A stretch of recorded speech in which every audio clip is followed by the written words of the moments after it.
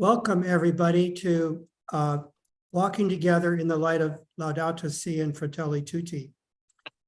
My name is Gerald Grudson, President of Global Ministries University. I'm happy today to introduce our principal speaker, Bishop John Stowe of Lexington, Kentucky.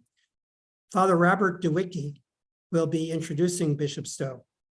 Father Robert DeWicki, OSA, is a priest member of the Roman Catholic Order of St. Augustine with over 2,000 members throughout the world. He is affiliated with the Midwest province of the Augustinian Order based in Chicago, Illinois. He has served as a missionary priest in Peru and as an official representative of the Augustinian community at the United Nations. At present, he is serving as a missionary priest in the Diocese of Lexington, Kentucky, and a senior advisor to Bishop John Stowe, OFM, Bishop of the Diocese of Lexington, Kentucky.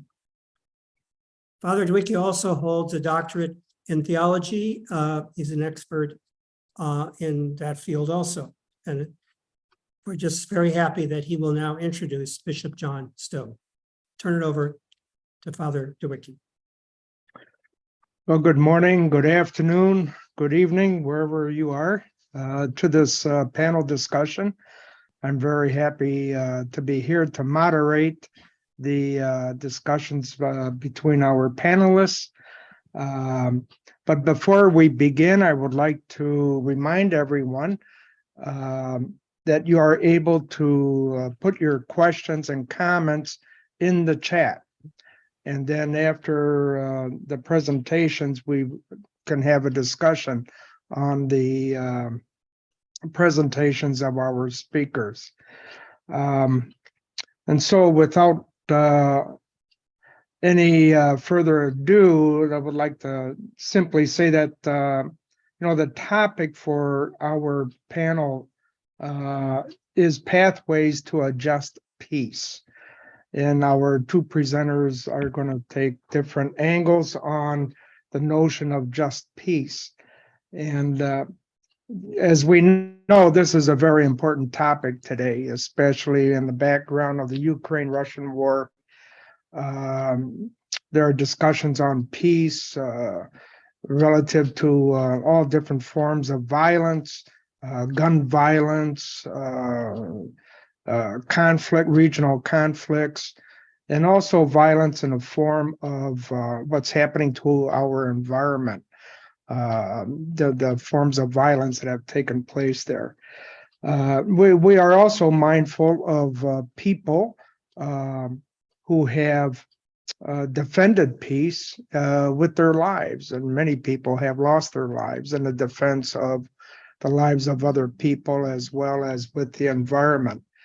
And so people ask questions about peace and is it on the same level of, we talk about just war and just peace? Are they both the same thing? Is just war applicable still today? What are the experts saying about that? Perhaps it's an antiquated term and no longer justifiable because of the mechanisms that we have today. And so this time we would like to highlight the notion of peace and the people who have given their lives for peace. And what does it mean for us today? One of the questions that people ask is hope still viable today? And what do we mean by hope? And I'm sure, some insights can be gleaned through the discussions on peace and how can we articulate a hope for the future. My experience with students is this is a major concern. Is there hope for the future, for the world, in the face of conflict, war, and the issues surrounding the environment? So with that as a little background, I would like to introduce our first speaker, panelist, Bishop John Stowe. Bishop John and I, as he mentioned earlier, we both know each other from a previous job in El Paso, Texas, and in which Bishop John was a simple Franciscan friar who was also the Vicar General for the diocese, and hired me for work to lead to be director of the Tepeyac Institute, which is a formation center, adult formation center for the diocese. And so Bishop John and I have remained friends over these years. Bishop John is a member of the Order of Friars Minor Conventual and is the third bishop of the Diocese of Lexington. And I have to say, I'm very proud to be in the diocese working with Bishop John. And he also serves as the bishop president of Pax Christi. The title of his talk will be The Essentials of a Just Peace in Catholic Social Teaching. So without further ado, please join me in welcoming Bishop John. Thank you, Father Bob. I'd like to think I am still a simple Franciscan friar, even as the Bishop of Lexington. And thank you, Dr. Goodson, for this invitation. And I'm very happy to be with all of you who are joining this conference in so many places. It's a sign of hope for us all that we can gather to reflect on these critical issues for our day. I am close to you. Your tears are my tears. Your pain is my pain. To every family that grieves or is displaced by the burning of villages and other war crimes, to the survivors of sexual violence, and to every injured child and adult, I say, I am with you. I want to bring you God's caress. He gazes upon you with tenderness and compassion. While the violent treat you as pawns, our Heavenly Father sees your dignity. And to each of you, he says, you are precious in my sight and honored, and I love you. Brothers and sisters, the church is and will always be on your side. God loves you. He has not forgotten you, but men and women should remember you too. Pope Francis spoke those heart-wrenching words on Wednesday this week to the victims of violence in the east of the Democratic Republic of Congo who came to see him in Kinshasa. They shared their stories with the Pope, who listened intently and demonstrated the meaning of compassion, that is, to experience and to suffer with. This is something that Pope Francis does regularly. In his Sunday Angelus addresses, he nearly always mentions violence and human tragedies occurring around the globe, and he invites those gathered in St. Peter's Square to pray with him. The emotion in his voice is often evident as he describes the pain that afflicts the body of Christ. Those who are present are aware that Pope Francis feels that pain as well. On the Feast of the Immaculate Conception this past December, as Francis was offering the traditional prayer to Mary in the Piazza di Spagna, where firefighters place a wreath around the outstretched arm of an image of Mary on a pillar high above the square, Pope Francis's voice cracked and he broke into tears as he prayed, I was hoping, dear Lady, to come today with prayers of thanksgiving for the end of the war in Ukraine, but instead I have to keep praying. On Wednesday in Kinshasa, the Pope had a reason for giving thanks, even as he felt the pain of victims who spoke of unimaginable cruelty. A 16-year-old boy who witnessed his father hacked into pieces before his very eyes, who said that he forgives the killers. A girl who was raped 19 times and gave birth to twins. Others who shared their pain also spoke about forgiveness or the possibility of reconciliation. The Pope knows that there can be no just peace without acknowledging and seeking to repair the injustices and harms that have been committed in war. They cannot be forgotten or overlooked. But the real peace begins when forgiveness is offered. As a spiritual leader and a representative of God, the Pope must reveal God's presence, his nearness, and his love, even in the midst of the worst atrocities. As a brother and fellow human being, he must notice and feel the suffering of his sisters and brothers and not turn away, avoid, dismiss, or minimize what they have experienced. Today, the Pope's journey continues into South Sudan, where, joined with the Archbishop of Canterbury and the moderator of the Church of Scotland, he is again pleading with the leaders of the warring factions to lay down their arms and work for reconciliation. This Pope uses more than words and teachings. He follows the example of Christ. He draws near, and he uses gestures that make a profound impact. The same leaders from South Sudan had already been called to the Vatican to make a retreat. They are Christians. And during that visit, the then 85-year-old Pope got down and kissed the feet of these leaders as he begged them to stop the destruction of lives and of the environment that war always produces. I believe that throughout the nearly 10 years of his pontificate, Pope Francis has made Catholic social teaching more than a matter of doctrine or an academic proposal. He has continued the teachings of his predecessors, which focused on the common good for all of humanity and the inherent dignity of each human person. But he has not allowed Catholic social teaching to become just an area of specialization within the life of the Church. He gives it its rightful place at the very heart of the gospel and at the heart of Christian action in the world. To speak of a just peace means, in the first place, that we're not merely speaking of the absence of war. In the fuller Hebrew sense of the word shalom, we mean the web of right relationships that allow people to flourish and live together in community and interdependence. We are expanding our understanding of that interdependence to include all of creation. The opposite of peace, which is often expressed in violence and war, is to live the falsity of self-sufficiency, isolation, and without regard for the well-being of the other. It is not enough to work to prevent war, which we too often fail to accomplish. We must engage in peace building, creating and fortifying the life-giving relationships which allow us to see that violence against another is harm to myself.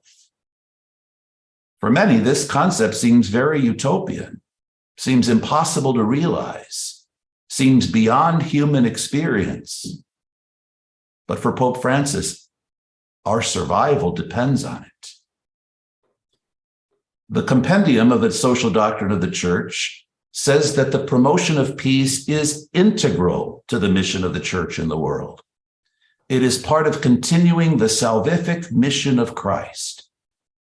It even says that the Church is to be a sacrament of peace in the world, the visible sign of the peace that Christ has already established in his death and resurrection. But the Church fails in this mission or radically falls short of its fulfillment when the Church itself is not a force for unity in the world or does not experience unity within itself. Because of the reality of sin and selfishness, peace will only be possible through forgiveness and reconciliation. Mercy is God's nature, the Holy Father frequently reminds us, and we are called to reflect God's forgiveness and mercy. But this does not eliminate the need for justice and truth. These are actually essential to the process of forgiveness. But faithfulness to a merciful God must always reject the path of vengeance. Even when such vengeance might be philosophically justified, it will always contribute to the expansion of the cycle of violence, which inevitably harms not only the perpetrators of evil, but everyone. In Congo, Pope Francis said, It is in God's name that together with the victims and all those who work for peace, justice, and fraternity, I condemn the armed violence, the massacres, the rapes, the destruction and occupation of villages, and the looting of fields and cattle that continue to be perpetrated in the Democratic Republic of the Congo, as well as the murderous, illegal exploitation of the wealth of this country and the attempts to fragment the country in order to control it. It causes indignation to know that the insecurity, violence, and war that tragically affect so many people are disgracefully fueled not only by outside forces, but also from within, for the sake of pursuing private interests and advantage. I turn to our Father in heaven, who wants us all to be brothers and sisters on this earth. I humbly bow my head and with pain in my heart, ask him to forgive the violence of man against man. Trying to create peace in the midst of war is the greatest test of peace building. Peace building should be emphasized as the way to prevent the occurrence of war. That kind of peace building will require the clear denunciation of injustice that the Pope exemplified. In scripture and tradition, we have the concepts of peace as the sign of God's kingdom. It is part of our eschatological hope, our hope for the world to come. The prophecies we hear in Advent of swords beaten into plowshares and spears into pruning hooks, and of lions lying down with lambs. The prayer that Jesus taught us invites God's kingdom to begin in the here and now by putting his teaching into practice. We also have a spiritual notion of peace as the internal state of a person in right relationship with God and with others. The moral theologian Kenneth Himes points out that in the teachings of the popes, there is also expressed a need for political peace, that is, the right ordering of society for the common good. Pope Francis speaks of this extensively in his 2021 encyclical Fratelli Tutti in terms of political friendship and even political love. While political peace may be fragile and must constantly be protected, it should be more than the partial peace that is the mere absence of war. Sanctions, deterrence through weaponry, etc., which maintains order and can keep violence on hold, but is always threatened by the lack of trust, the imbalance of power, and the imminence of the possibility of mutual destruction in war. St. Paul VI popularized the slogan, "If you want peace, work for justice." And in the wake of the Second Vatican Council, there was a great emphasis on promoting integral development in the materially poorer parts of the world. From those experiences, even with their achievements and successes acknowledged, there was also often a failure to foster relationships of mutuality. And so instead, they created cycles of dependency and an ever-increasing imbalance of power. St. John Paul II, again building on the work of his predecessors, spoke of the importance of solidarity and relationships of interdependence with a greater emphasis on participation in social life and in the drive for the development of a just society in which all participate. The Church teaches that participation is a human right. And Pope Francis has gone so far as to say that the commandment, "Thou shalt not kill," should be amended today to "Thou shalt not exclude," because exclusion amounts to death. Since at least the time of St. Augustine, the Church founded by Christ the Peacemaker has wrestled with the reality of sin, concupiscence, and the resultant violence that can escalate to war. A theory of just war builds on the rights to self-defense and includes the duty to protect the innocent.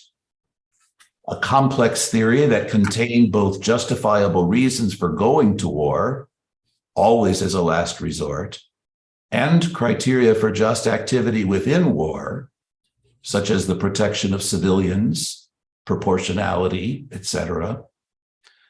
But recent popes have questioned whether in a nuclear age with multiple nations having the capacity to destroy humanity, any war can be considered just. The very issue of the possession of nuclear weapons has been declared sinful by Pope Francis. Limited possession of nuclear weapons had been legitimized as a deterrent until now, especially during the Cold War era.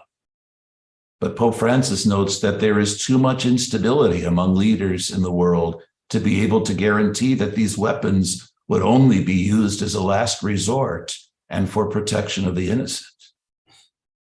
The cost of maintaining these weapons, in terms of money and in terms of the materials used, adds to global poverty and hunger, and it threatens the natural environment. In 2022, Archbishop John Wester of Santa Fe, where nuclear weapons were first developed and continue to be developed, issued a pastoral letter calling for nuclear disarmament as the responsible Christian stance in the world today. The church needs more bishops, pastors, and lay faithful to join their voices to this call. Perhaps it's because of the destruction of the environment and so many other things that threaten our well-being and safety that we nearly overlook the nuclear threat, at least until the war against Ukraine brought it back into focus. The so-called doomsday clock, demonstrating how close the world is to nuclear destruction, has been again reset on January 24th. It is now set at 90 seconds to midnight. In his homily at Mass in the airport in Kinshasa, the Pope summarized the Christian mission of peace building today. Brothers and sisters, we are called to be missionaries of peace, and this will bring us peace. It is a decision we have to make. We need to find room in our hearts for everyone to believe that ethnic, regional, social, religious, and cultural differences are secondary and not obstacles. That others are our brothers and sisters, members of the same human community, and that the peace brought into the world by Jesus is meant for everyone. We need to believe that we Christians are called to cooperate with everyone, to break the cycle of violence, to dismantle the machinations of hatred. Yes, Christians sent by Christ are called by definition to be a conscience of peace in our world. Not merely critical consciences, but primarily witnesses of love. Not concerned with their own rights, but with those of the gospel, which are fraternity, love, and forgiveness. Not concerned with their own affairs, but missionaries of the mad love of God for every human being. Since Pope Francis' election in 2013, we have been warned about the globalization of indifference, a phrase first used as Pope Francis lamented the world's lack of interest in boatloads of human beings from Africa drowning in the Mediterranean, while the press paid more attention to falling points on the global market.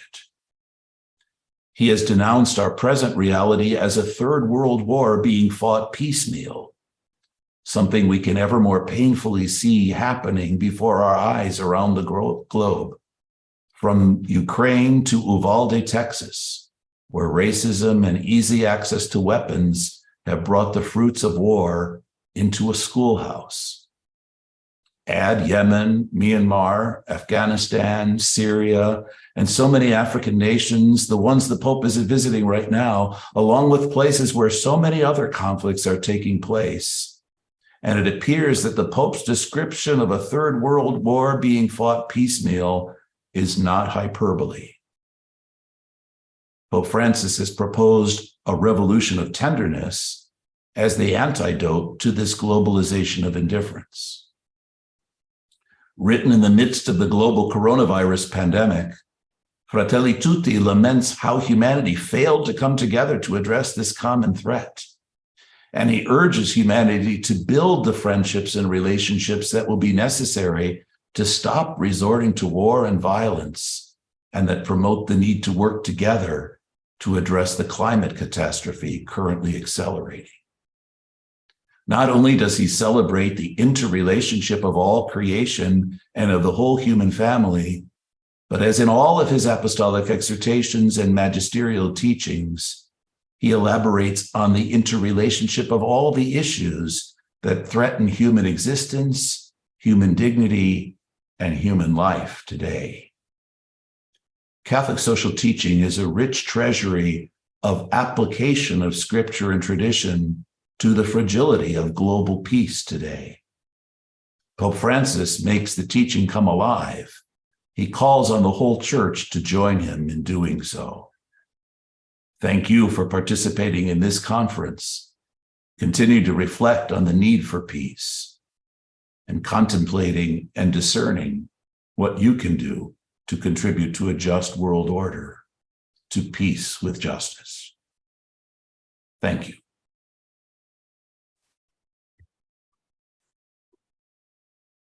Thank you, Bishop John, for such a impressive reflection on just peace in light of Catholic social teaching. You have covered many areas, and as I'm trying to write down the notes, I just kept writing and writing, and I wrote 3 pages. But I'm going to spare everyone I'm not going to read these 3 pages, but just some of the highlights that struck me. The sort of going backwards, you mentioned, the Catholic social teaching is a rich treasury that we have, from the tradition, many hundreds of years of reflection on what does it mean to live as a human community. And then we put that up against what you just said about Pope Francis saying that we're living World War III piecemeal. It's already upon us, and we see a tremendous.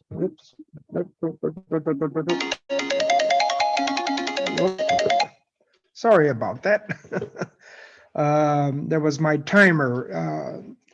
But the notion of the World War III being fought piecemeal, violence in many regions, and the call to be peace builders. And how do we do that? And the foundation for that is, I liked your expression, the mad love of God. That's the Pope's expression. Well, it's the Pope expression, not yours. Not mine. Well, nevertheless, the mad love of God. I don't think I've ever heard that before, and it speaks the foundation of where we need to begin to build peace in God's mercy. The whole notion of forgiveness. You repeated that over and over again, and how there's an interior aspect to peace, that if there's going to be peace, it needs to begin with us. We did have one comment that I saw in the chat from a person who says that we need to be salt and light in the world. And I think that's what you were saying in terms of how we are to be missionaries of peace. We are to be salt and light. But it also, the person says, we need to change our way of thinking. And I know Pope Francis brings that out many times in Laudato Si and Fratelli Tutti, that we have to change our thinking on how we see reality. And I think you touched upon that in so many different ways. But I'm just wondering, because of there are no more questions in the chat, maybe can you say something briefly about, in our churches, we pray for peace, Can you say something briefly that could help the participants think of, words matter, right? Words matter. And so when we pray for peace, can you give us an insight on, not to be so flippant with those words, but what is the intention behind it really that's in a depth that could maybe embody or sum up a little bit of what you've been saying? Sure. I think it's related to your earlier comment about the need to change our way of thinking. What Francis is calling for in Laudato Si and in Fratelli Tutti is a conversion. And the fact that so much of the world and so much of our own church looks at that and finds it unrealistic, finds it utopian.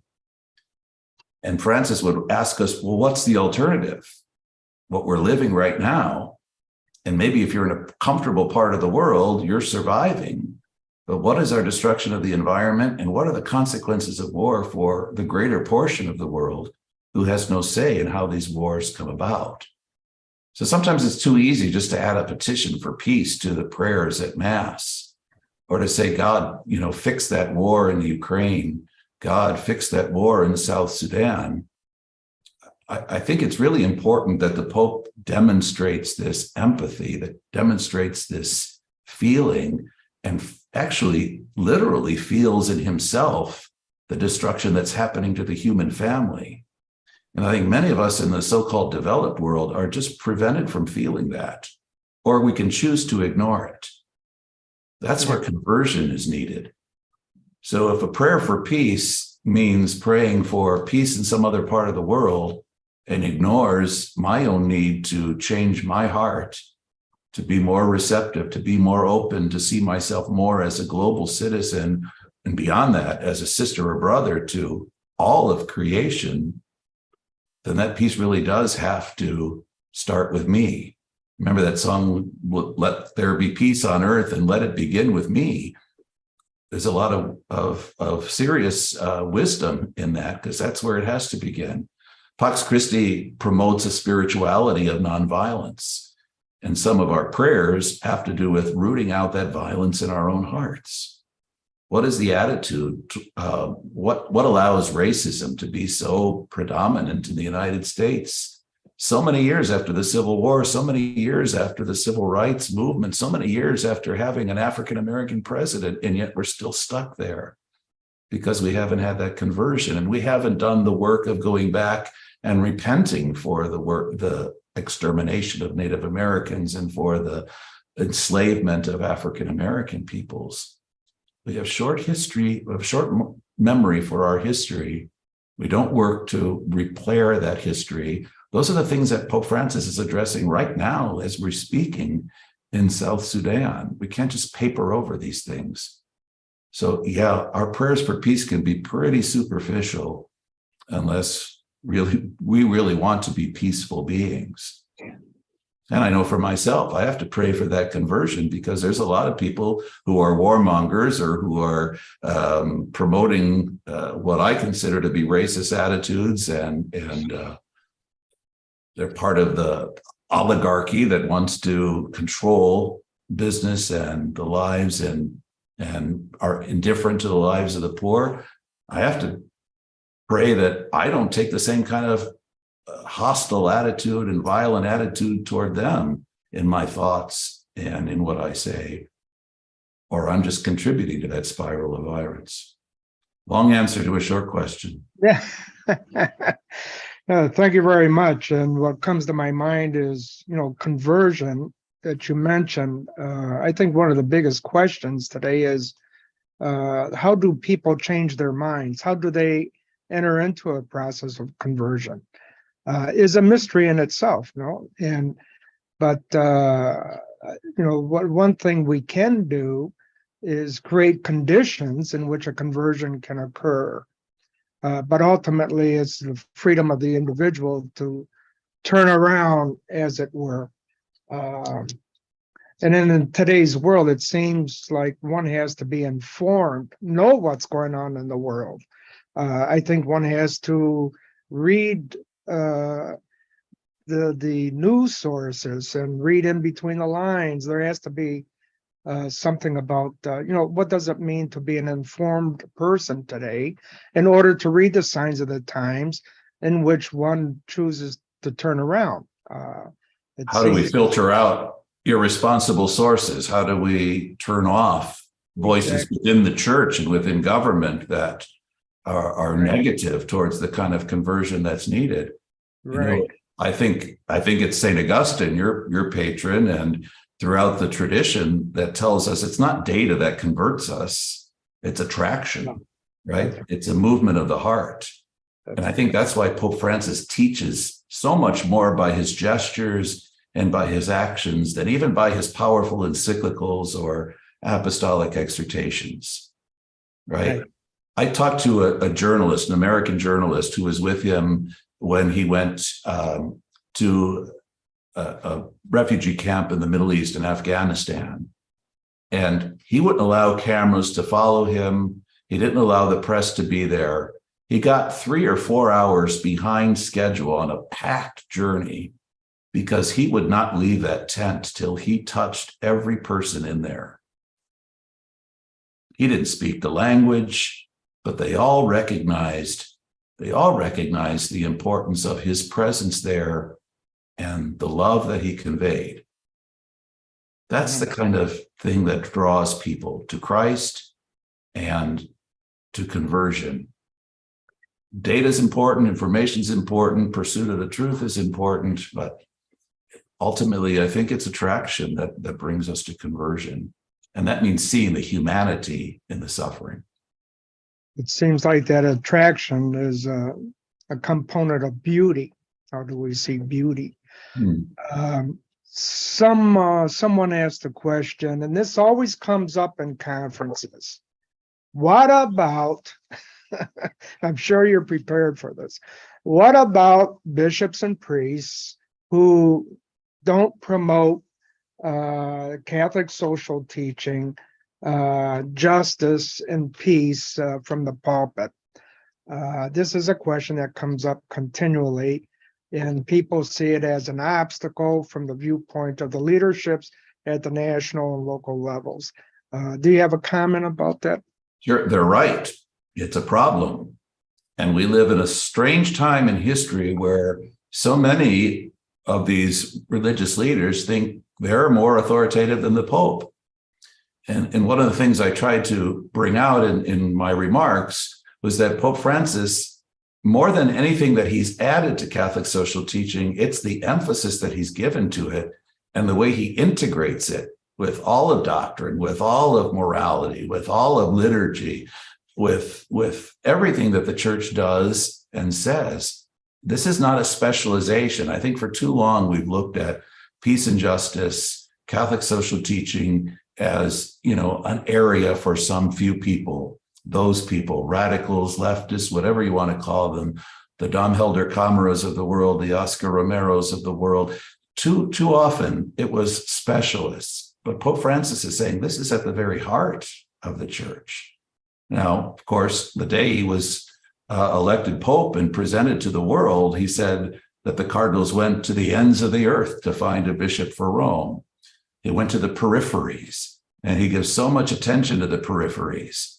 But the very fact of electing a Latin American Pope brings the periphery to the center. And Pope Francis brings that whole experience with him to the center.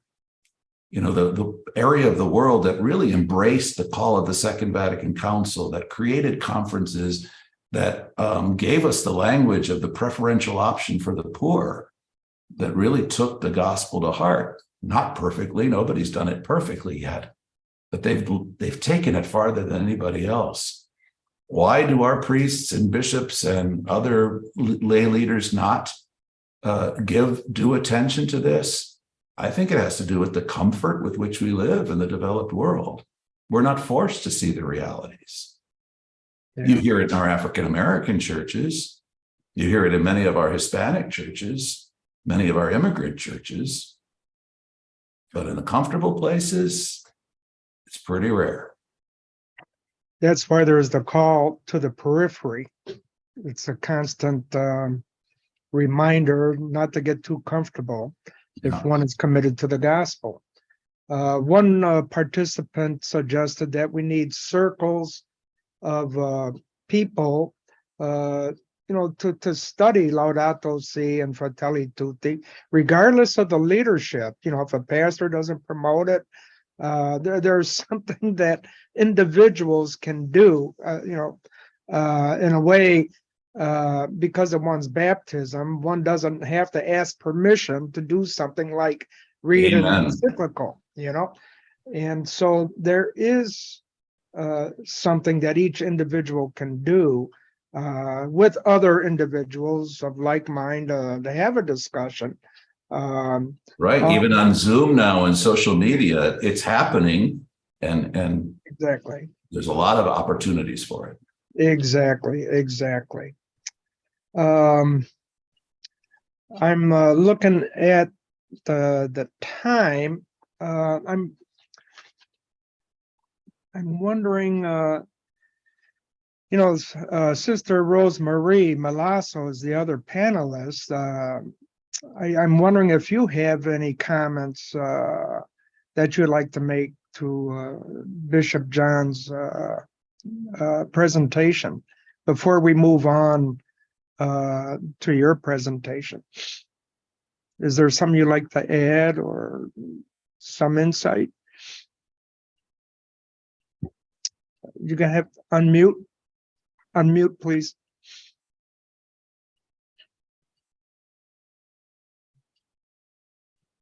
Yeah, okay. Okay, I need video. to say, Did you okay. want a video? yeah, how to get that video? Wait, We have your voice, but not there it a is. beautiful Okay, picture. now we got Okay. both. Okay, I just need to say how thrilled I was to hear you speak, Bishop. I think and all that you said is the very reason I joined the Christian Peace Team. I'm a Maryknoll sister. I will tell that when I speak. But I just felt like we need to put into action our endeavor to create peace. Right. And to do what we can. And I think you outlined it so well. It just felt real good to listen to you. I think the women that I will speak of, I've been invited to speak of my experience with women. And the women I will tell about have done what you're calling us to around the world. I think every Maryknoller that I know, men and women, are close to the suffering, close to the victims, close to people in poverty. And I think that nearness, Pope Francis uses the Italian word vicinanza all the time. You got to be close. You got to touch the wounds. And I think that gives you the real insights that the Maryknollers can share with the rest of us. Well, I think all Maryknollers feel it's privileged to be able to be in the field. So I was very happy to hear you speak. I'm also with Pax Christi. We have a small group here at Maryknoll. And last month, a big talk was on clericalism. Amazing. A couple of the families amazed me because we keep talking about house churches and the possibility of being a gospel group meeting. But I came away from that meeting feeling that people are looking for the approbation of the church. Whatever it is, that the way we're brought up and the way we are trained, folks, and these were married couples, no matter what was suggested, it was like, I need the church to say it's okay. And then I can do it. Well, who is the church? Yeah, right. They are too, right? Absolutely. But we haven't taught that so well. We haven't empowered people so well. Yeah, I think so. We haven't. Maybe that's it. So that's why I'm glad I'm going to speak about women who have stepped up and took that power as human beings who were appalled at some of the situations. I will get to the Congo. I was in the East. In the Congo, Kinshasa, and the East could be two different countries. Right, right. And I don't remember the president ever coming to our place, Kivu, and we were bordering Tanzania. Anyway, am I on? Not yet, not yet. Oh, not yet? I will introduce you. Oh, okay. Because, you got a great biography here that has to be presented and everybody in the world should know about it. But I'd like to make two quick comments. One is about the baptism of everyone is their passport, their green card for discussion, right, in the community that we call the church. And it's good to recall that, the world church has been in a process of synodality. And the hope is that synodality is to redirect, to uplift exactly what you're talking about, that people listen to each other and to work together to create conditions for change. The other thing is, Bishop John said about the Maryknollers. Bishop John and I, in two different occasions, both had the opportunity to participate in the Maryknoll pilgrimage retreat to the martyrs in Central America, which I know for him, as well as for myself, they were very moving experiences, and especially of the lay people who have committed their lives in defending justice. One person on the chat said, which is apropos in many ways, preach the gospel always, when necessary, use words. Again, we go back to, it's our lives that are forms of communication in that promote either peace or not, so again, our lives matter just as words matter, but live the spirit of the gospel. It's hard to do, but we have to learn how to do that. Then someone else said, peace can only be possible when we realize our relationship, our oneness with one another and with the universe as a whole. It must come from the heart where God dwells. And I think these comments sum up a strategy, as it were, a strategy of the heart, as well as interdependence with one another as a condition for building peaceful relationships and actually giving hope. So I think this might be the time to introduce. Thank you very much, Bishop John, for your insights, your reflections, and as always, it's always an inspiration to hear from one of our leaders. And there are many like you. You mentioned Bishop Wester, and there are others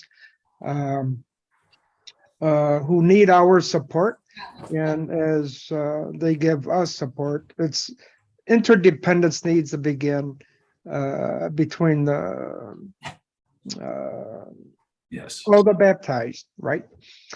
And so again, thank you for that. And if we can now move on to Sister, if I could give you the formal introduction. We're very anxious to hear what you have to say. Your title is My Journey with Women. The Community of Peace Teams and Witness of Strong, Courageous Women All Over the World. Sister Rosemary Malasso is a Maryknoll missioner in East Africa and member of the Christian Peacemaker Teams, using the power of nonviolence in their own lives and in the world. She has worked with them in Northern Canada, the Democratic Republic of the Congo, Kurdistan, Iraq, and in the refugee camps around the world. Very impressive description, Sister, and we look forward to your presentation. But before we do that, I would like to remind the participants to please use the chat if you have any comments or questions, and we'll do our best to make them public for everyone. Welcome, Sister Rosemarie. Thank you very much, Bob, and thank you very much, Bishop John. I feel a little bit inadequate as those ladies feel about the approbations. However, I shall continue. Again, good morning, good afternoon, good evening, wherever you may be. I'm happy to be here with you. I've been invited to share stories of women who have astonished me, who have challenged me, who have filled me with wonder as I've journeyed with them. And yesterday we listened to wonderful reflections. Rabbi Yana shared the stories of women's voices in Jewish sacred texts. And then Asa Karam, voices of women of faith. And I believe today as I share, you're going to meet women of faith. You're going to meet women who witness and love, who teach us what it means to walk together in the light of Fratelli Tutti and Laudato Si. They are indeed committed to peace. They're committed to peace and justice. And they're continuing the legacy of Pope Francis. They take us on a path of peace to heal wounds that are open still. They are indeed what Bishop Stowe spoke of as the church's sacraments of peace. They're missionaries of peace. I'm a Marinal sister, as you just heard. I've lived and shared life in East Africa for 30 years. And 15 years ago, I was here on an assignment and I listened to and read about and saw the ravages of war. And I saw the lack of peace. And I thought I could go back to Tanzania and continue. I was working with AIDS victims, AIDS patients. And I could, but I could also move into working for peace. And so I joined the Christian Peacemaker Teams, CPT. A little bit about CPT. What is CPT? It's an international organization set up to support teams of peace workers in conflict areas all around the world. These teams support and amplify the voices of local peacemakers who risk injury and death by waging always nonviolent direct action to confront systems of violence and aggression. CPT was started in 1984 by the three peace churches, Church of the Brethren, the Mennonites, and the Quakers. There was a meeting where the speaker said, unless you're willing to spend the same amount of energy, money, and time on working and building peace as you are preparing for war and waging war, then if you're not willing, then don't call yourselves Christians. The work of CPT includes accompaniment. We accompany our partners as they work nonviolently to defend their rights and to defend their communities. We do advocacy work. We amplify the stories and the voices of those experiencing violent oppression. Human rights work, observing, reporting, and then solidarity networking. We participate with individuals and organizations to work towards change. And now, after 30 years of growth, learning, and solidarity equipment, we have begun this new year with a name change. We now are the Community Peacemaker Teams. We chose the word community because it reflects the diversity of our membership. It also names the places where together we have been growing with our partners, sharing stories, united in the struggles, and working together to untangle the legacies of colonialism, oppression, and racism. CPT, on the journey of building the culture of encounter that Francis speaks about when he tells us we should be passionate about meeting others. We should seek points of contact. We should build bridges. planning projects that include everyone. In 2007, CPT was invited by a group of young Congolese people who had come together in a team to work for peace in the Democratic Republic of Congo. They were eager for peace around their country, and they wanted everyone to be involved nonviolently. We were called upon to help set up a nonviolent response to the challenges of war there. The inviting team was amazing, absolutely amazing people. They were all young university graduates, lawyers, journalists, nurses, teachers, all risking their lives for peace in their country. And we were working in the eastern part of the Congo. While in the Congo, we learned that women from 9 months to 90 years old are raped with impunity. Yet this group of young graduates were courageous enough to meet publicly as activists for peace in the Congo. At one of our nonviolence training workshops, I met Rebecca, a young woman who attended. After the meeting, she approached me and she asked if we could speak together. Luckily, Congo borders on Tanzania and they use Kiswahili, so we could speak easily. She then told me her story. She, with her husband and 2 teenage daughters, were at home when the militia came in, slashed her husband, and then forced her to lie down in that blood, where 12 men raped her. And then they also raped the 2 daughters, which resulted in the pregnancy of 1 daughter. Rebecca was unconscious when the man left. She was battered, she was torn, and then spent a long time in the hospital.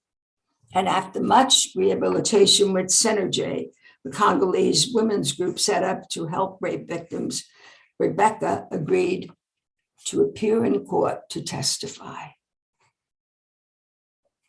As a result of her testifying, sometime later, 3 men came to visit her, angry that her testifying made the crime public, and they proceeded to rape her, one pushing his shoe into her vagina before he left.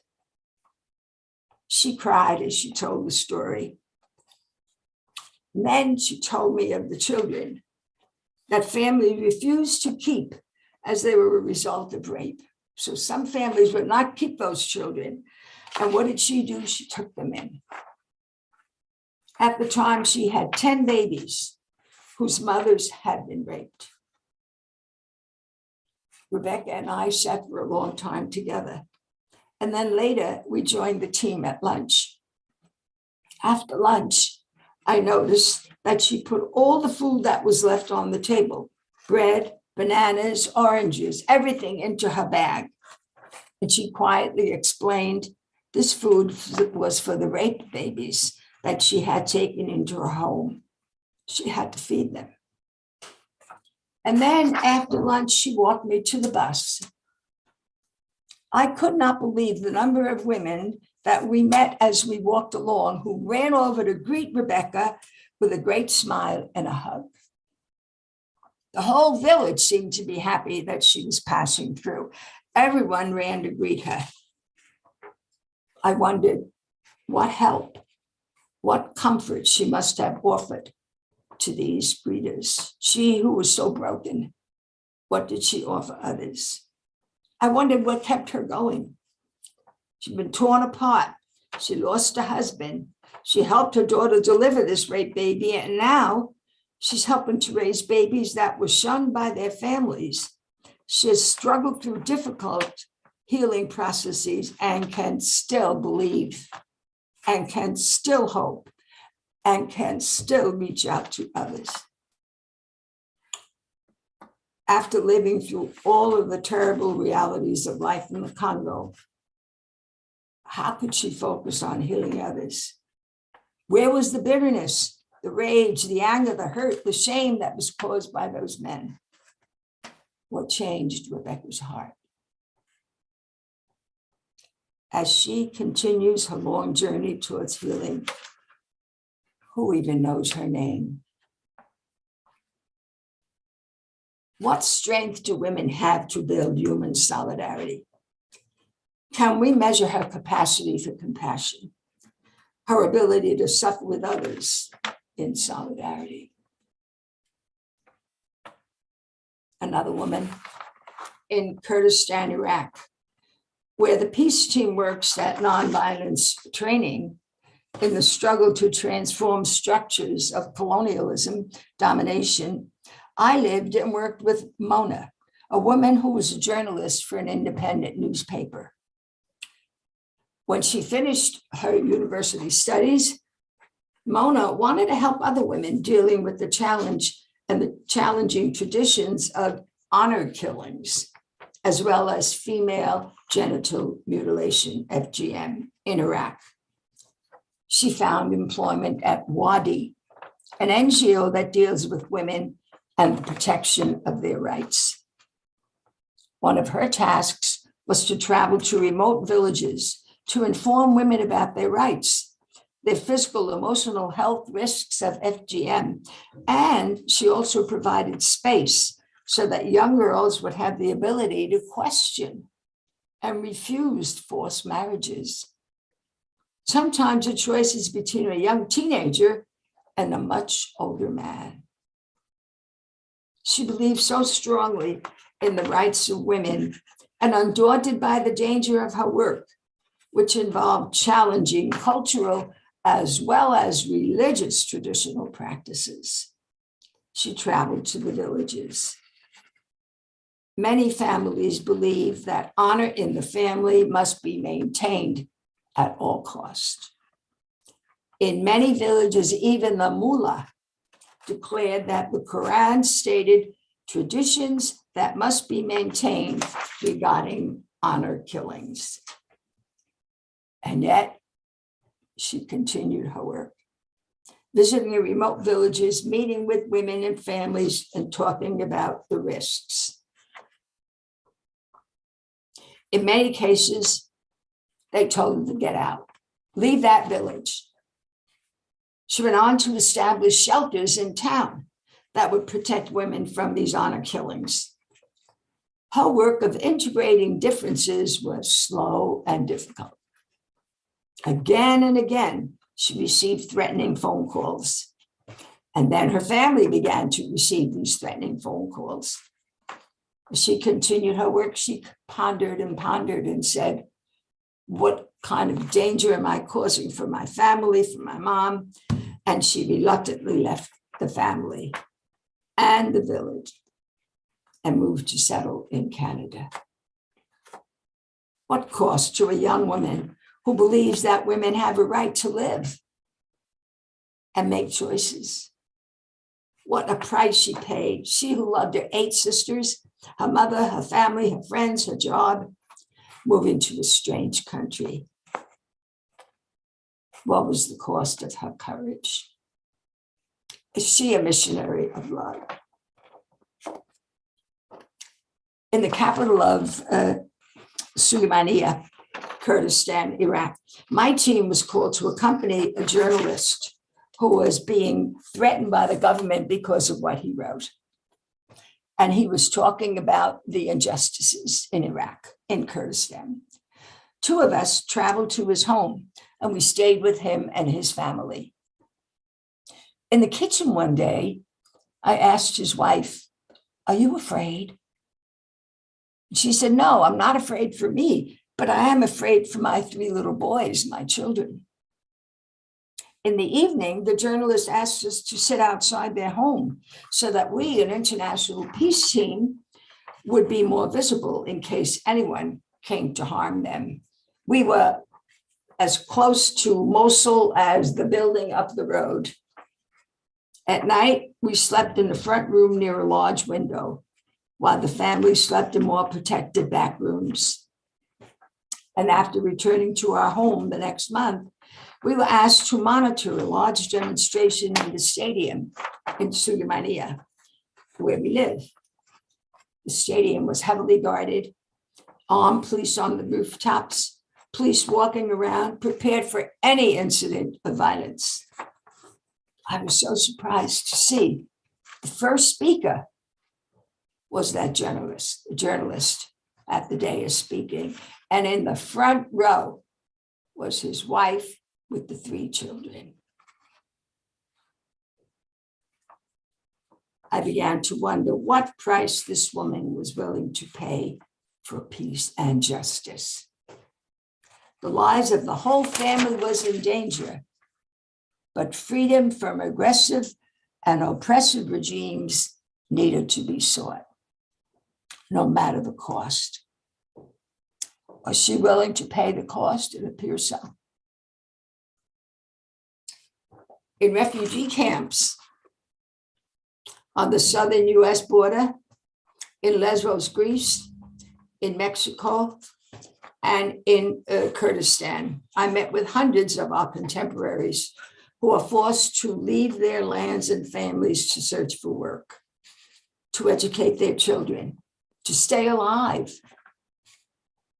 Men and women risk their lives to embark on clandestine journeys, only to end up in a hellish immigration detention center, barely surviving on the periphery of our civilized world. In a refugee camp in Greece, I met Bia. She was from Ghana. She had traveled all the way from Ghana, crossed the African continent, and gotten to Greece all by herself. Danger to her life in Ghana was so great, she had to undertake the journey. Life was impossible for her in Ghana. She told the story of children being belted with straps of munitions and told to go play in the market. And as they played, the munitions exploded and all the children and all around them were killed.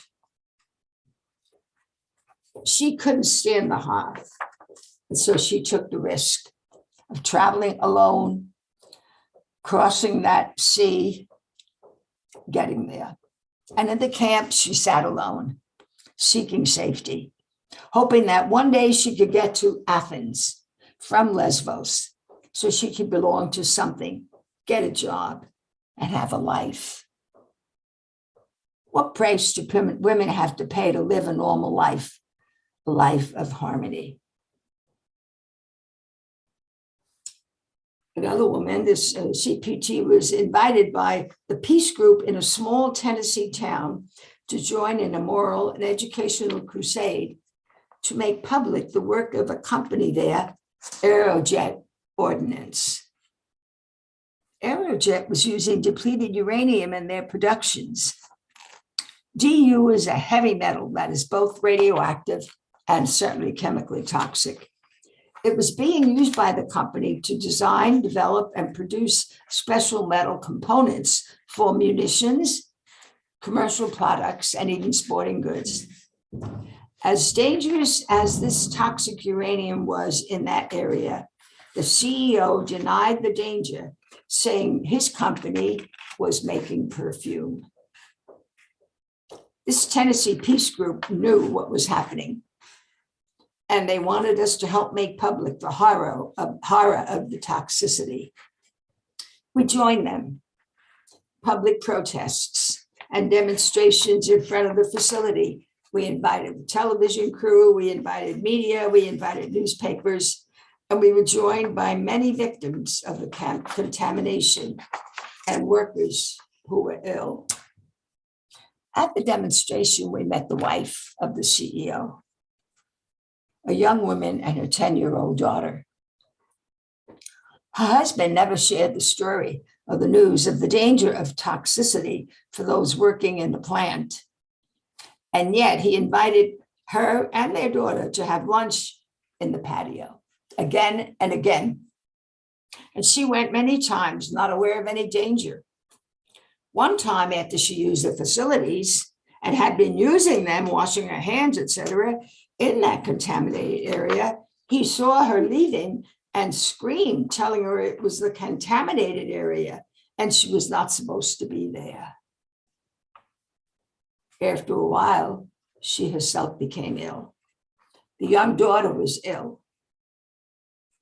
Her husband forced her to maintain secrecy about the work of the company. And as soon as she became seriously ill, he divorced her. Then he threatened to kidnap the little girl, saying he had enough money, he had enough power, he could get the best lawyers, he would keep that child away from her if she spoke out about the company. And she stayed silent for a long time until she could no longer watch her neighbors, her friends, people around suffering.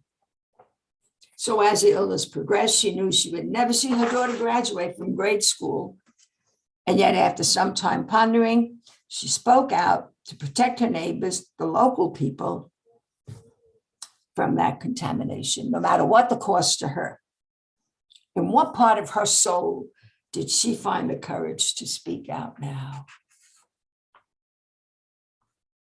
My sense is that Francis is speaking about these people in his papers. She joined us as we met with the media and made public the toxic conditions of the company. A team member that I worked with and lived with in Suleimania in Kurdistan is Irina. She's Iranian and has lived in Iraq since her family had to flee Iran. Her father was a photographer journalist there and was arrested for speaking out against injustices and taking pictures and making public the injustices. He was arrested and tortured, kept isolated, and after some time he was released. Although he had already lost one arm, he went right back to journalism and photography. This time, they came into the house, kidnapped him, put him in jail again, and held him and tortured him. And when he was released, he said, I have to get my family out of here. And so they fled to Iraq. As soon as Rena arrived, she heard of the work of CPT there, and she inquired about joining. Now, she's an amazing peace worker, fearless as she speaks publicly in protests. She travels to Parliament to challenge the Human Rights Committee, and she documents abuses for the local and the international press. How is she able to advocate for peace? She watches her father struggle with one arm. She watches her mother struggle to make a life in Iraq. It's been said that our real job today is to lay the groundwork for a deep change of heart on the part of all. So one day it can really go through the metanoia we need for a just and a peaceful world. Is she laying the groundwork? Is she planting the seeds? Francis tells us it is a truly noble thing to place our hope in the hidden power of the seeds of goodness we see and we sow, thus to initiate processes whose fruit will be reaped by others. I believe that these women and so many others walk together planting seeds of goodness. They are willing to pay the price of advocacy for human rights. I closed quoting Alice Walker in her declaration when she says, activism is my rent for living on the planet. These women are paying their rent. Thank you. Thank you very much, Sister Rosemarie, for an exquisite presentation. Much thought there for reflection and a challenge to us directly to the heart. We talked earlier about what are the conditions for conversion, and they say that storytelling is one of the most powerful ways to change people's minds and hearts, to share stories And that's exactly what you have done. And you've shared these stories. They shake us out of our comfort zones. I remember attending a conference in Rome where a young woman from Nigeria, shared her experience of being taken into human trafficking. And hearing the experience, and she was betrayed by what she thought were her friends, the same people with whom she sang with in the church choir. And it was through the parish that she was being groomed for trafficking. And I'll never forget, and for that reason, it's made me more sensitive to the plight of those caught in the inhuman trafficking. You said something at the end that I think is key, where you say that Pope Francis talks a lot about initiating processes. Initiating processes. He says, to create peace means to set something in motion, and your peace teams are precisely that. You bring people together to set something in motion, and I think that's an expression that slips away many times in advocacy works, is this whole notion of initiating processes. And so I want to thank you for bringing that to mind again. People risk their lives, for peace and justice because they initiate process that goes beyond them, right? Thank you very much for sharing such a deep level. Bishop John, would you like to react to or have anything to say in light of Sister's presentation? Well, I too am touched by the incredible stories, and it just reinforces what I thought about Maryknoll being so close to these wounded people. And, how any of us could hear these stories and not respond and not be convinced of the evil of war, and when one person takes advantage of another, especially male taking advantage of female. It's all part of our fallen human condition, but we do have to begin the processes. I like that application by Father Bob there to begin, and what you said about beginning the processes. Yeah, powerful stories, and thank you for sharing them with us. And obviously they touched and have formed you as a person. Yeah, they were powerful women. They're great women. Sadly, yes, so common. Yeah. Yeah. As was presented in the beginning, I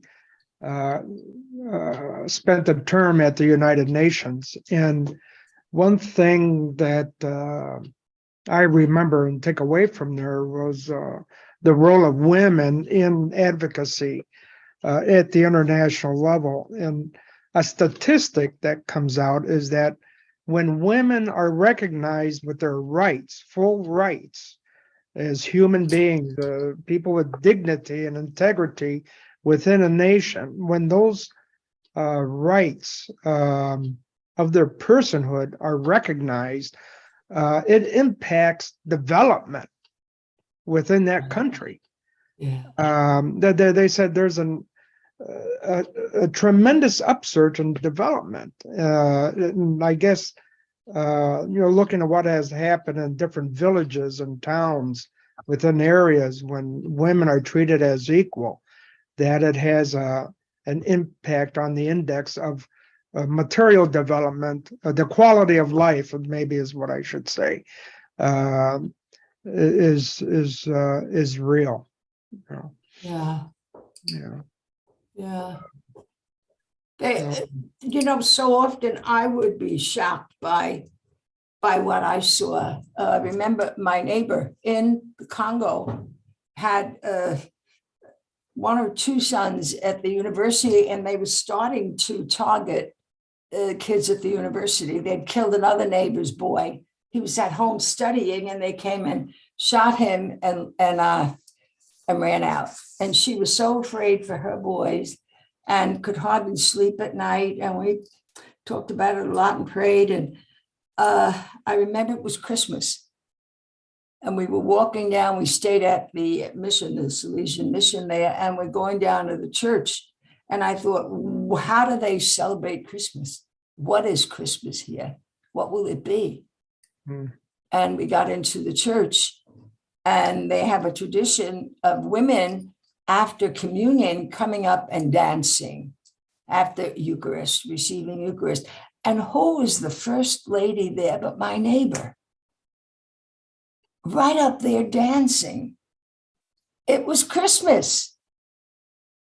Jesus, I mean, this whole story, you know, how she could get beyond whatever was in and just, yeah. So I have to say that the women taught me so much and gave me so much life. And I think that's what happens at Maryknoll. Yeah. We receive so much. And we just took in a family up the hill here we had a cloister hill there, and a family from Ecuador, Colombia, just arrived yesterday, Wednesday. So they'll be with us for a little bit. The blessings, these are all blessings. The story about the Congolese women dancing is reminded me. Here in Lexington, we have a number of Congolese refugees, and many of them have horrific stories of what they experienced as refugees and what a adjustment they've had to make to life in the United States. For many people in the world, it seems like if they come to the US, they've won the lottery, but they often feel very lost in this country. We had a family that didn't realize that their apartment had a central heating, because they had never seen such a thing before, and were trying to heat the apartment with their oven and created a fire. Or people who went to the grocery store and didn't recognize half of what was there. They could have gone hungry in the midst of so much. But we had a beautiful mass last year at Christmas where Congolese came together and celebrated in Swahili, and they did that very dancing. They danced the child, the infant of the image of the infant into the manger. They danced at the gospel procession. They danced at the after communion. It was just magnificent. There were women's dances and men's dances, and it was the highlight of my Christmas for sure. Yeah. Yeah. The human family is powerful and wonderful, and we need to, however, I think Thomas Merton says we need to gather with people who don't need to make a big difference, but are connected and deeply aware of God in their lives to make a difference. Yeah. Yeah. You know, it seems like you said you were changed by working with these women, and what comes to my mind is when you go to the margins, be prepared to be changed yourself. Yes. Right. Right. You know, again, tied in with conversion, storytelling, well, the physical movement. Listen to the stories, be with people on the margins, whoever they may be, but be prepared to be changed.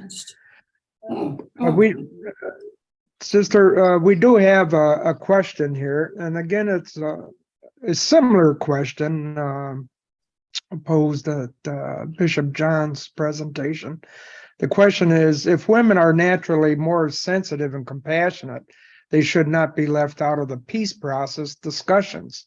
However, the question remains, how do they break through the patriarchal mentality? That's the question from this one person. How would you respond, Sister? Yeah, we're in that process. Yeah, I would say that we need to stay with it. We need to believe believe in who we are. I believe that we were called as members of the human family to share and to be together, to be united. I think the Pope certainly talks about unity. To ignore anybody is sinful, is wrong. So we're in that struggle as well. We struggle abroad, surely, but we struggle right here as well. Just right here as well. Yeah, I mean, there's so many examples we could give. Sometimes when we give a talk, when we did promotion work, and we would go to a parish to give a talk, and the priest would welcome us and say, "You will speak after communion." You know, if you speak after communion, they've already heard one homily, they've already waited, they want to go home. You know, it's just, but that's what they give you. And we can't say anything. What do you say? You just go in and do it. You do your best. But there's enough people who are out there on the forefront. And I think people like Joan Chittister, and you know, there are some people who help us along. Joan Chittister keeps talking about how we should all be prophets. We need to be prophetic today. All religious, she's talking about religious too. How to be, what do you need to do to be prophetic? So the call is there and we're doing the work. We need all women to join with us. Together, we make the path. Okay, very good. You know, I think again, the whole notion of synodality, you know, that we talked about before, that's an attempt to create structures that's meant to deal directly with patriarchy and clericalism that are what Pope John Paul II called structures of sin. You know, it's a structural sin, and that has to be changed by structures as well. So again, synodality, as new as the ideal is, it's a path forward, I think. And if we understand that within the vision of Vatican II, that it's really, the council's vision of inclusion, not exclusion, of working together as prophets, as missionaries of hope, missionaries of peace, the focus on baptism.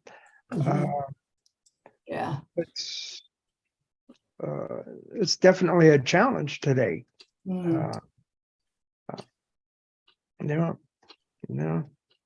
Well, there's a note here from Rosemary Pace. She said the men should answer that question. So you're both on.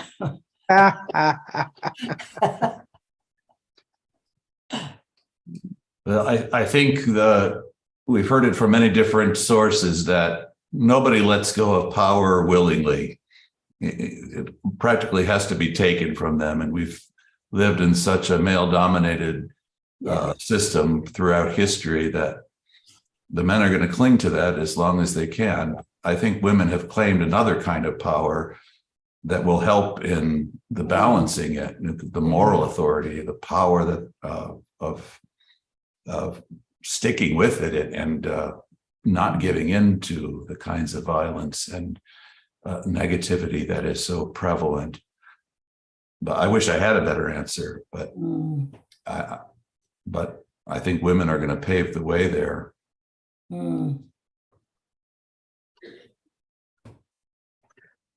There's a comment here,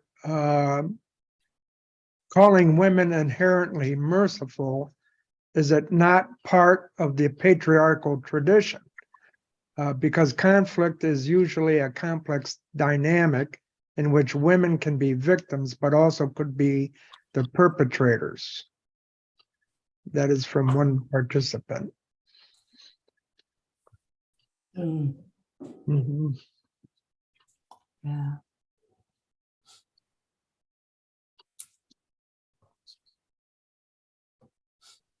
Yeah, it's,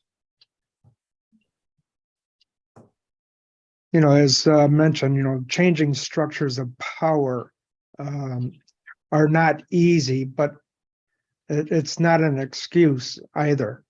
Um, Yeah. Yeah. It's, and I, I wonder that we need to discuss this more openly to create a critical mass, as it were.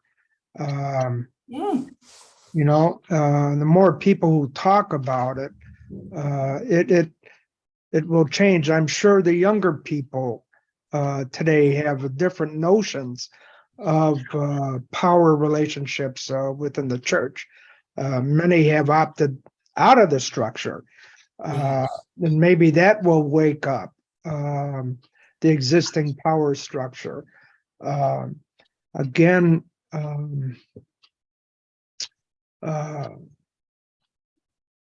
how do we change the power structure? It's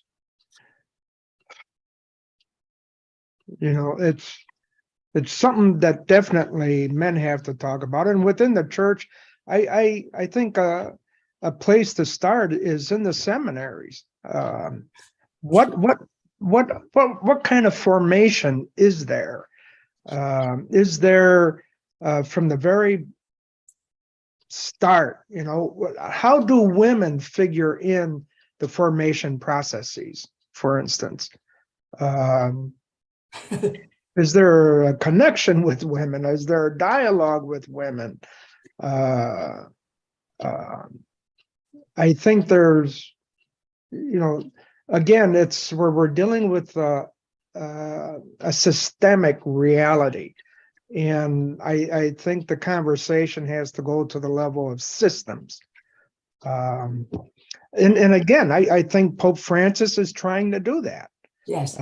in terms of the renewal, the reform of the Curia is a step. I mean, the document, Predicate, I forgot what it is, on the Curial reform is a splendid document, on everything that we're talking about. The problem is the implementation. Yeah. And again, the joy of the gospel is another systemic response to address clericalism, Yeah. and to present a different vision towards which we need to enter into a conversion process. And we keep coming back to conversion through the two presentations, and a different thinking towards reality. We have the tools in front of us. The question is there the will to be open to it, to really engage it? I think is where the grit is thrown into the gears, as it were. We have the goods. I often say the church is like a Cadillac with 4 flat tires. The delivery system gets gummed up somewhere, Yeah. and Mm, but mm, I don't know if that's a clear mm, answer either, but to stay in the struggle with it and to be aware of it as a sinful reality that we're living through. mm. Yeah. It was delightful yesterday to listen to that woman rabbi. She was wonderful. She was reflective. She was holy. She was all the things that we were looking for as she spoke. And she was a woman, you know. So we learn maybe from our brethren and sisters. Yeah. Mm. Okay. Are there where I know we're coming close to our time in this session. I wonder if we can have some guidance from Professor Grudson. Unless are there any final comments that you'd like to say, maybe before we close this panel discussion? Bob, I think you were really onto something when you talk about the seminary formation. And I know there's a few of us bishops that are really calling for a strong implementation of the new plan for priestly formation that requires that women be involved in all stages of seminary formation. It wasn't that long ago that the Vatican had a team that was reviewing U.S. seminaries and trying to get women out of there. And that negative approach has really taken hold, unfortunately. There are too many seminaries that are rarefied environments where the men who are studying for priesthood are not at all exposed to the realities of church life. And we see what it's producing. We see that it's producing men that are interested in a cultic priesthood and a pre-Vatican II model of church. And that's not where the people of God are. And I don't know if it's going to take people withholding contributions to seminaries or what it's going to take to get a healthier presentation of priesthood, and also holding up the ones that are doing a fine job. Places like CTU and Jesuit School of Theology in California. I can do some commercials, but Sacred Heart School of Theology. Bishop Stowe, usually I contribute to Sacred Heart Seminary in Detroit, where I studied. And the picture they send out every year is an all-male picture. There's not a single woman in the picture. Well, they're also a center of anti-Pope Francis thought. I know, it's very sad. So I've decided I just can't contribute. I did send one last donation. I said, if you don't show women as involved in the training, I can't contribute to this seminary anymore. So I think that unfortunately it used to be a great progressive seminary. Now it's gone the other direction. Yeah, So, Cardinal Dearden's turning over in his grave. yeah. Global Ministries University has many women on our faculty. We provide theological training for many, many women now for 20 years. That was why we were founded, was to try to promote integrated theological training, men and women, and also in ecumenical and interreligious training. So hopefully we're providing an alternative. So I think these alternatives that we're talking about for women are part of the GMU platform and what we're hoping to do to continue on an international level now that we're linked up with people in both Africa and India. So we work closely with the church, both in and interreligious dialogue in both parts of the world. So thank you so much, Bishop Stowe and Bob, for being part of this program. And hopefully this is just the first step of implementation of many of the programs and ideas that Pope Francis has given us. We hope that this influence can spread far and wide. This program will be available to people who, if you tell your friends, if you're on about it, it'll be available on the internet. And also there'll be a book that'll be produced in which the text will also be there. So hopefully we're planting seeds for the future. Thank Rosemary. And I want to thank Rosemary for being part of it. And both Marita and I were trained at Marian also. We were very indebted to the Marian community. She was my group. We entered together. Yeah. So we give thanks for your presentation. And Marita, you want to have any files? Okay. We're grateful for what you've done, and we look forward to more ways to collaborate with you. Thank you so much. Thank you. Thank you. Thank you. It was wonderful meeting you both, Bob and Bishop John. Likewise, sister. Very Thank you. lovely meeting you. Thank you, Bishop, and thank you, Thank Bob. you very you. much. Thank you. God bless everyone. Bye-bye. Bye-bye. Bye-bye.